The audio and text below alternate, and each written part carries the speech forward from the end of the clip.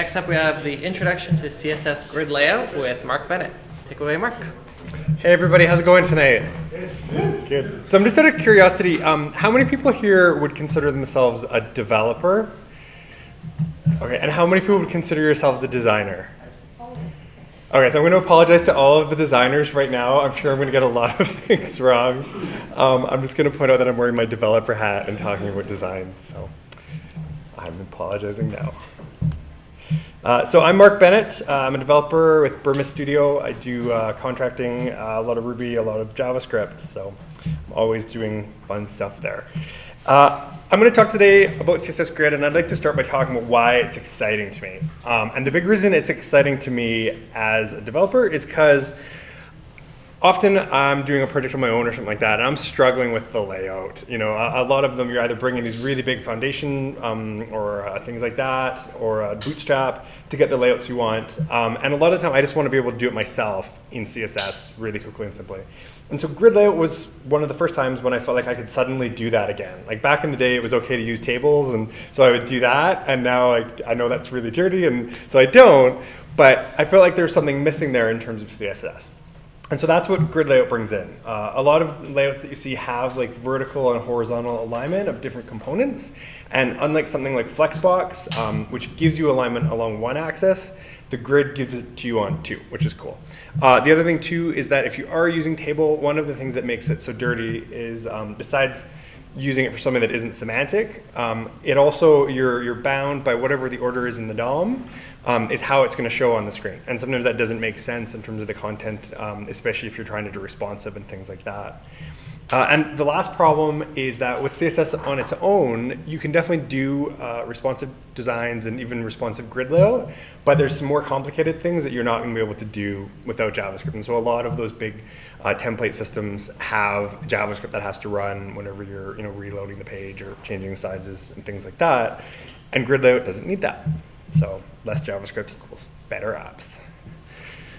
So this is what CSS does. It comes in CSS grid layout. It provides a responsive layout that's independent of the DOM and has a complete set of options, I call them, for alignment and placement. So we'll talk about what those are in a moment. One of the cool things too is that even though it's new, it's already got really great support. So these are taken from Can I Use. It's at 76.9%, and it's only been out for like a year, which is pretty incredible. In Canada, it's actually at 85.4%. So if you're just doing stuff in Canada, it's quite a bit higher. And the cool thing is that it's really easy to fall back to something like Flexbox. And Flexbox, I was shocked to see this right now, globally has 97.72% support. So it's pretty safe to fall back to Flexbox. And even beyond that, they took a lot of care to define how it can fall back if you're using floats and things like that. So one of the cool things is that they knew that not everyone was going to support grid right away, and when they were writing the spec, they wrote it with that in mind. So I'm not going to talk too much about that today. It is still a little complicated to support grid as well as like float layouts and things like that, but we'll come back to that. I'm going to maybe save questions until the end if that's okay. Sorry. So terminology, there's a couple things that you'll want to know. When we're working with this, you're going to have one element that you're going to have the grid on. We call that the container. Everything below it is called a grid item. So those are going to be in one of the squares, basically, in your grid. And we call those the grid items, but it's important to note that their children aren't part of the grid. They're not going to be placed inside the grid by default. So the grid items are just the children, the direct children, excuse me, of the grid container. In terms of the grid, one of the cool things is a lot of it is actually not defined in terms of the grid square you're in, like how you might imagine, but in terms of the grid lines and the lines that you're between. So it's important when you're looking at a lot of these grids to actually start looking at where the lines are as opposed to where the squares are. So we'll look at some of the tool support for that. They call the rows up and down grid tracks. So you'll be talking about tracks between lines. You can sort of think of them as like the lines are the rails on a train track, and the track is like what's in between them. I think that's where that came from at least. Grid cell, pretty obvious cell. And then we'll talk a lot about grid areas too as we work on them. So with that, I'm going to attempt to do some live coding here. So I'm going to walk through this and show you how I would set up a grid and work with it here. So this is just on CodePen. We've got a fairly basic set of HTML. We've got our container. Can everyone see that? Maybe I'll make it a bit bigger.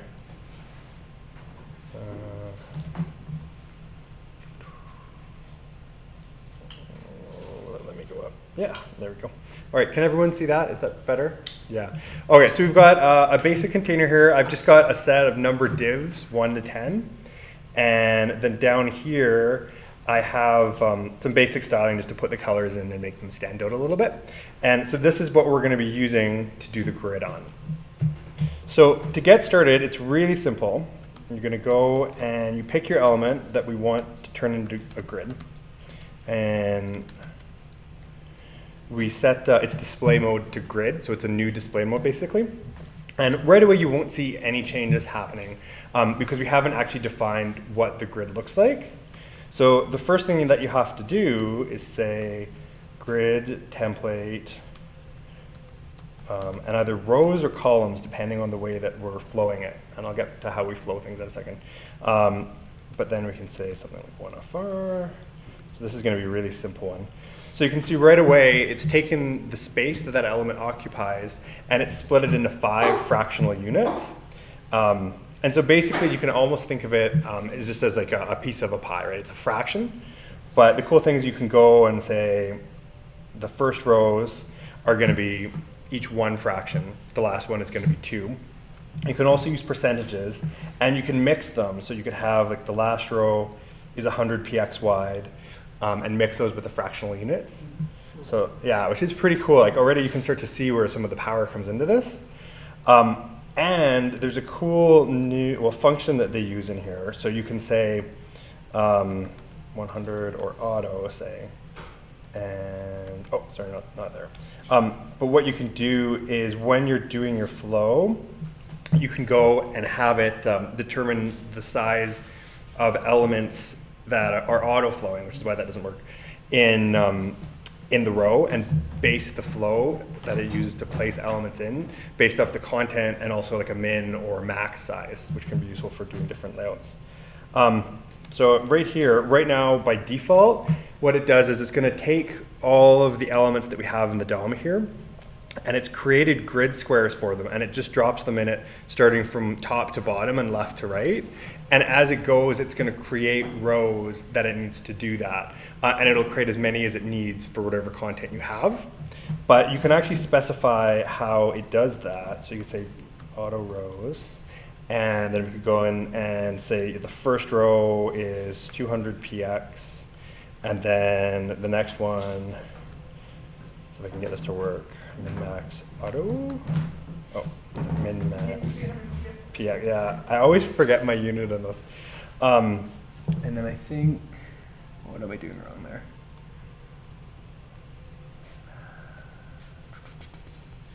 Maybe I'm just doing this.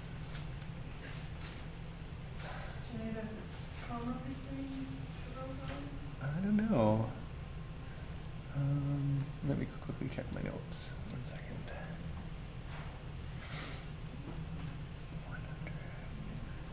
Telling me something probably wrong here. So what I can do is actually use, there's a tool.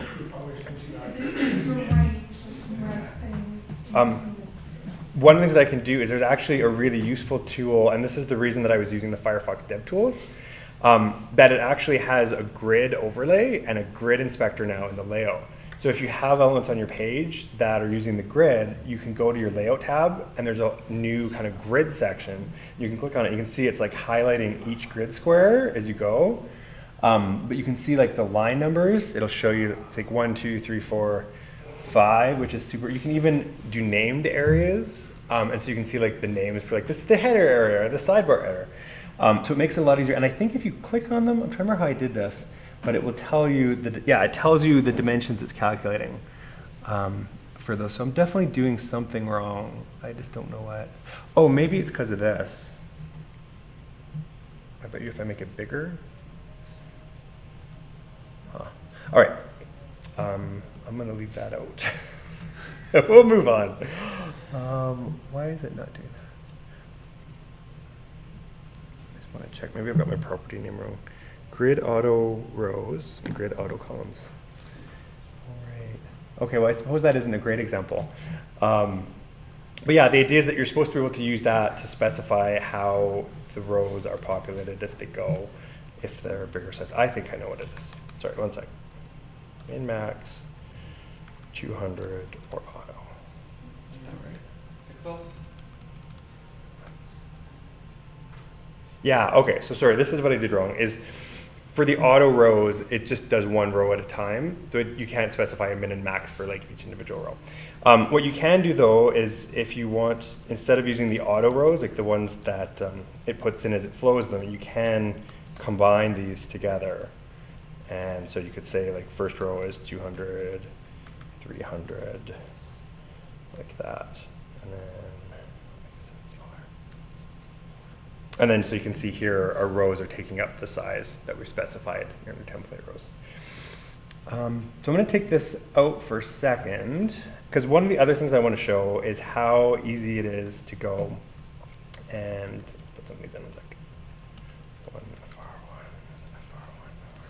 So right now it's still flowing across the rows, and so it's just dropping one down below. But you can say grid auto flow column, and then it's suddenly got like a layout, which this would be really hard to do without having support in invert, because it's going from top to bottom across, kind of dropping into the slots in the columns instead. So stuff like that is really cool. The other thing too that you can do is in terms of specifying the widths around them, there's a grid gap that you can put in. So you could say 10 px in them. You can put in a little breathing room between your cells. We're going to go back to using columns here. And the other thing too is that it actually works like Flexbox. It works as something where you can go and align them within both one axis, like coming down, let's say, and also left and right.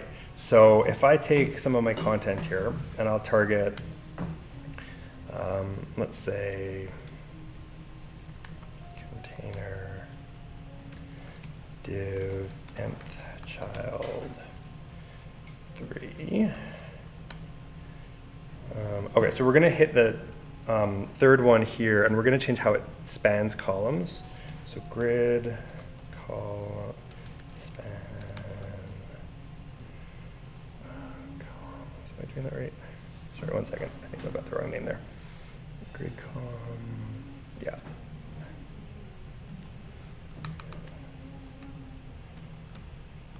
And so this is going to tell it where we're going to position it within the columns, but we're going to use the numbers of the lines rather than like the cells. So if we wanted to put it where number 5 is right now, we would go and say, here, I'll turn my developer tools on again. We would go here and we're going to actually put it between 2 and 3. So do that like this. So you can see it's bumped down there. And we can also do the same for the rows, right? So we can say grid row, and we could put it in maybe the second row, but we want it to go down to the 4th. So you can see there, it's actually made it bigger, and it's flowed the content around it. So there's some really crazy stuff that you can do there to place things out of order of the DOM and like exactly where you want them. And the interesting thing too is that with the auto placement, it actually is smart enough to know, oh, by putting it over here, I'm actually creating an additional column or an additional row, and it'll go and do that while you're working with it. And kind of going along with that, you can make these layouts where you have something here. I've said, I've got number 3 and I've got it spanning 2 columns here. And because of the way I've done that, it's introduced these gaps where other items could fit, but they haven't collapsed back yet. So what you can do is you can actually go and where we had the flow there, you can actually change it, and it has this new setting, dense, and it goes like back in the layout and drops them into slots where they might fit, even if it's already going to pass them by in terms of the order of the DOM.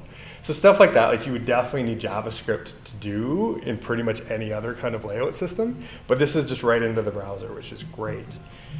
So that was one of the things that I really saw and was like, wow, this is like definitely a whole new world of laying things out. So I'll try to show you quickly here the alignment too. So close that again, give us some more room. So if you look here, we've got it in the second, or sorry, between the second and third line in the columns and the second and fourth in the rows. But right now it's just expanding to fill the entire space. We don't actually need to do that. We can change where it sits in there. So we can say align self, and we can say start. We can say end, which it goes down to the bottom. You can say stuff like center. And so a lot of these are the same kind of things that come from Flexbox. And you can also go and say justify self and do stuff like start, end, and center, and combine those together. So like there's some really interesting things you can do to have like if you were thinking about this as a page now, right? Like you could have content that's like pushed to the left and the right and all over, and it'll use whatever its width is set to. So you can go and change its width there and stuff, and it's pretty powerful. And just again, like I don't see any other way that you could do some of this stuff without grid layout. So I think that's most of what I really wanted to show today. There are a few other useful functions. When you're defining these, you often, when you're defining your columns, for example, you end up repeating things again and again. So you can go here and say repeat 3 times 1 fraction, and we'll get the same one we did, but you just had to type it once. So that can be a useful way to save a bit of type. And you can nest those together, so then we could have like a 2FR one as well after that. And it just kind of, it's basically the same as if you typed them out yourself. It's smart enough to know how to do that. What else is there? Grid gap. I'm just going through my notes here. What else to show? Yeah, I think that's mostly how it works. I mean, the cool thing here is you can still continue, and like even with the layout like this, you could go and change it to flow vertically or horizontally, whatever you want. It also supports left to right and right to left languages, and just like how Flexbox works with the alignments and using start and end, these kind of layouts would just completely invert if you were on a computer where people were reading from right to left instead of left to right, which is kind of neat. So that's it in terms of really what I wanted to show today. That's why I was really excited. It's so simple and it's so powerful at the same time. And the fact that it seems like browsers are really jumping on board with this, I think this is basically going to be how we're doing all our layouts in a couple of years. So there's lots of great resources already. CSS Tricks had a really good guide that just kind of walked you through it from start to finish. The Mozilla web docs were pretty phenomenal. Like they had probably 10 different articles and went really into depth in terms of how some of the alignments work. They have a whole one on how to deal with older browsers and how it interoperates with things like Flexbox and stuff like that, and when you're mixing child elements that have different kinds of rendering and display types.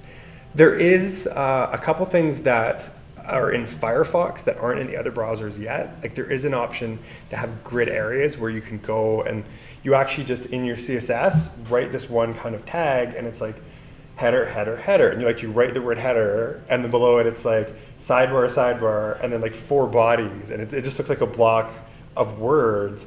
But then in your content, you can say that this this child item can go in the body block, or it goes in the header block, and so you just like call it header, and it's really weird. It's almost like ASCII art or something like that.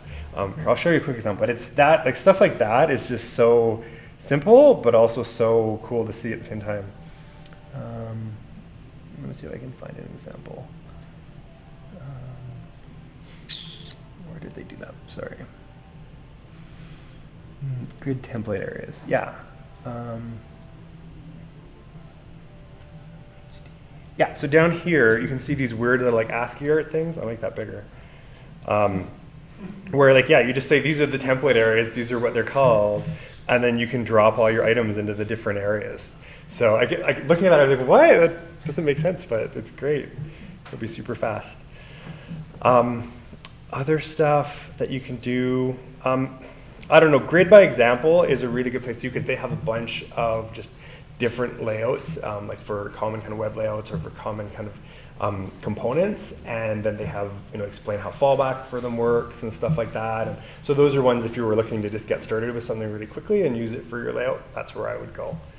So, and with that, that's it. So thank you.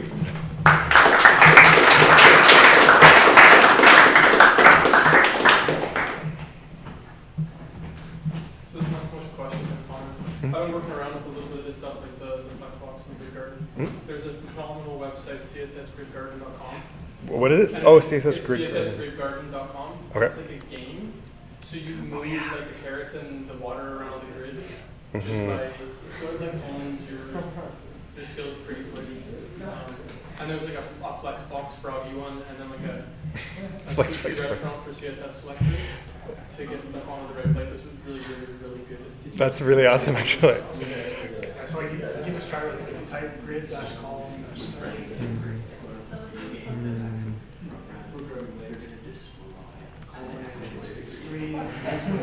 Oh, that's cute. Huh. So we just watered our carrots with CSS. That's awesome. Okay. Thanks for that, Dave. Thank you. I was wondering with like some of the being able to change the ordering of the content makes me think of something where you have like a list with different sorting, where traditionally we do that type of manipulation using JavaScript, we manipulate the DOM. So it's like curious if you saw anything where like reordering things by manipulating the CSS versus manipulating the DOM and like performance considerations. Oh, I see a hand waving frantically back there.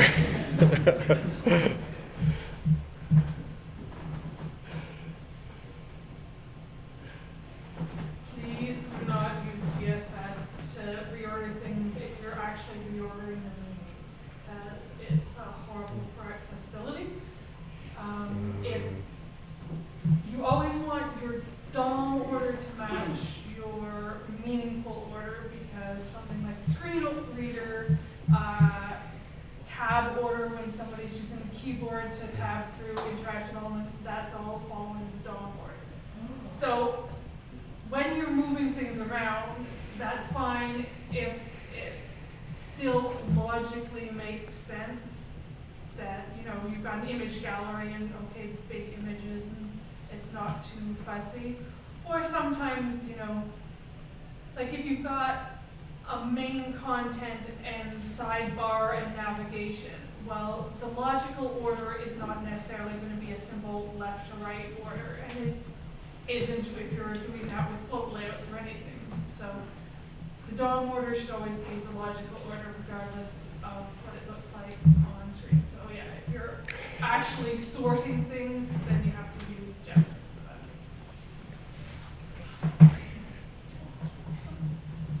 About fallback. Yeah. Is it like it automatically falls back to Flexbox with some? So it wouldn't automatically, there's a couple of things they do. So you can do like media queries and feature queries to see if they support Grid versus Flexbox.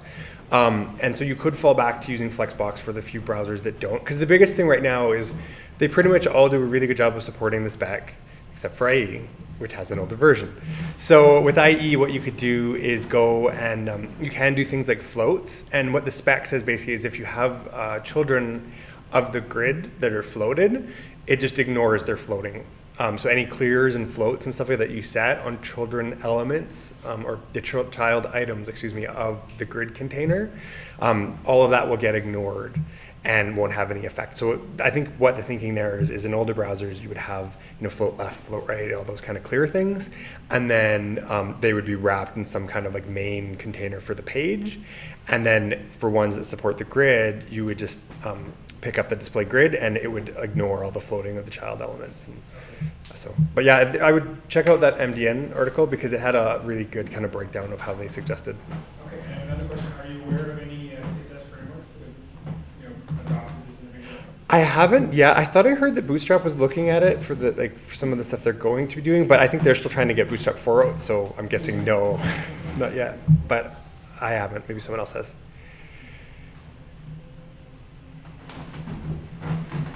So, yeah, I worked with Flexbox enough to understand how one directional flow is going to affect responsive layouts. Yeah. But I can't quite, I'm pretty new to CSS Grid. Do you have any sense of how this helps with a responsive layout? Because two-dimensional flow, I just am imagining your grid size is changing. It's probably more sophisticated than that. Right, so there's a couple things you could do. Like you could have, say, like a media query here, where if it's beyond a certain width, you would use grid, and then when it gets below that, you would fall back to flexbox. And so then the elements within it, if say they're like a header, footer, sidebar kind of thing, they would maybe reposition themselves when it goes down to essentially one column. Whereas with this, when it's wider, it could take advantage of that, and the sidebar might move to an aside, or you might have like some of them, they have a sidebar, but then they also have kind of like a set of articles that you might be interested in that aren't as important, but they would render when the screen gets beyond a certain size and stuff like that.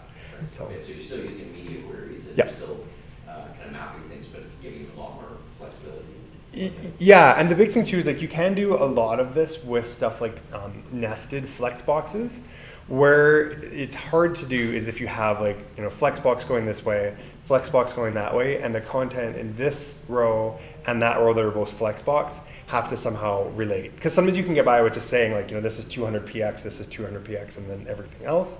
But if it's more complicated than that, or like dynamic or something, that's where you would have to use JavaScript before. But Grid can handle that. So, yeah. Still newer to CSS as a developer, but do the CSS transitions and issues work with this? I would assume so. I haven't tried them, but I mean, I would assume if it can be animated, like you're talking about, like using the actual CSS animation things. I'm trying to think like what you could like animate like grid gap or anything that you could kind of target, I guess, that way. But I haven't seen anyone do that. You animate like columns. Well, can you target like if you had like a bunch of columns though? Like I'm trying to think if I could have like, I'm not sure. I don't know. I'm sure there's got to be a way to do something like that, but I've never seen someone do it. But you would think they would write it with that in mind because it is a newer spec. I don't know. Let's try and find out. Right? Yeah. Were there any other questions? All right. Well, we will wrap it there. Thank you very much, guys.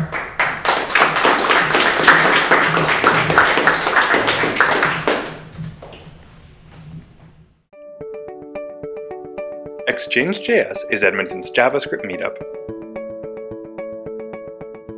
Thanks to our sponsors, Jobber and Investopedia. Support the meetup and like and share this video. And stay informed by following us on Twitter and meetup.com. Links in the description. See you soon!